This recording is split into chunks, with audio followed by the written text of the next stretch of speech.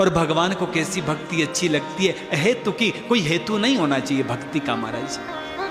दूसरी बात, किसी ने कहा महाराज जी ऐसी भक्ति कैसे करें, हमको तो जरूरत है, बेटे की भी जरूरत है, हम स्वस्थ रहे उसकी भी जरूरत है। जरूरत तो है लेकिन मांगने से कुछ नहीं मिलेगा महाराज जी, कर्म करना पड़ेगा। कर्म प्रधान विश्व रचिरा का, जो जस करहि सो तस फल चाखा। जैसा कर्म हम करते ना वैसा ही फल हमको मिलेगा।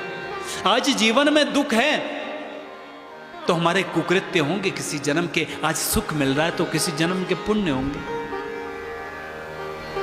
और दूसरी बात, हम ठाकुर जी से यदि कुछ मांगते हैं ना तो वो वस्तु ही मिल सकती है जो हमने मांगी। और यदि कुछ हम मांग रहे हैं तो हमें नहीं लगता कि हम ठाकुर जी को उनकी नज़र में ही छोटा कर रहे हैं। जब हम छोटे छोटे थे ना, नहीं बोल पाते थे मुख से, तो हमारे पिताजी को पता था हमारे बच्चों को चरण पादुकाओं की आवश्यकता है, अब कपड़ों की आवश्यकता है। तो हमारे बिन बोले हमारे माता पिता भी तो वस्तुएं हमको दिया करते थे। तो जो जगत का पिता है, क्या इसको पता नहीं है कि हमारे जीवन में किस चीज़ की कमी है? फिर क्या मांगना महाराज? वो सब जानता है किस चीज की कमी है, और जिस वस्तु में हमारा कल्याण होगा ना, बिन मांगे भी वो हमें वो वस्तु प्रदान कर देगा। और आगे आने वाले समय में जिस वस्तु को लेकर के हमारा नुकसान होता है, हमारा अनहित होता है, तो बार बार मांगने पर भी ठाकुर जी वो वस्तु हमको नहीं देंगे, ये पक्की बात है। प्यार से बोलेगा जय श्री कृष्णा। अपने हृदय में उस गोविंद का ध्यान धरो, उससे प्रेम करो। लेकिन प्रेम कैसा होना चाहिए, भक्ति कैसी होनी चाहिए? बोले अहेतु की, कोई हेतु नहीं होना चाहिए आपकी भक्ति का महाराज।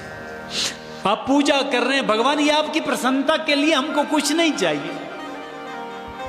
धूप दीप हम नैवेद्य सब चढ़ा रहे हैं भगवान को, प्रभु आपकी प्रसन्नता के लिए। ऐसा भाव गोपियों का था, आगे आप कथा में सुनेंगे। जिसमें कृष्ण आपको प्रसन्नता होना, हम उसी में खुश हैं। जब से कृष्ण छोड़ करके गए गोपियों को, ये समस्त गोपियां मथुरा नहीं गई महाराज जी। मथुरा इतना नजदीक, दिन में 2 चक्कर भी लगा सकती है यदि कृष्ण से मिलना चाहे गोपियां। लेकिन नित्य प्रति पहले तो दूध दही बेचने के लिए जाया करती थी, लेकिन जब से कृष्ण छोड़ करके गए नहीं गई। कृष्ण यदि हमसे दूर रह करके प्रसन्नता का अनुभव करते हैं ना, तो जीवन में कभी अपनी सूरत नहीं दिखाएंगे हम कृष्ण से। ये प्रेम है, निष्काम प्रेम है, कोई कामना नहीं है। दो प्रेम सबसे ऊंचा है महाराज जी। प्यार से बोलेगा जय श्री कृष्ण।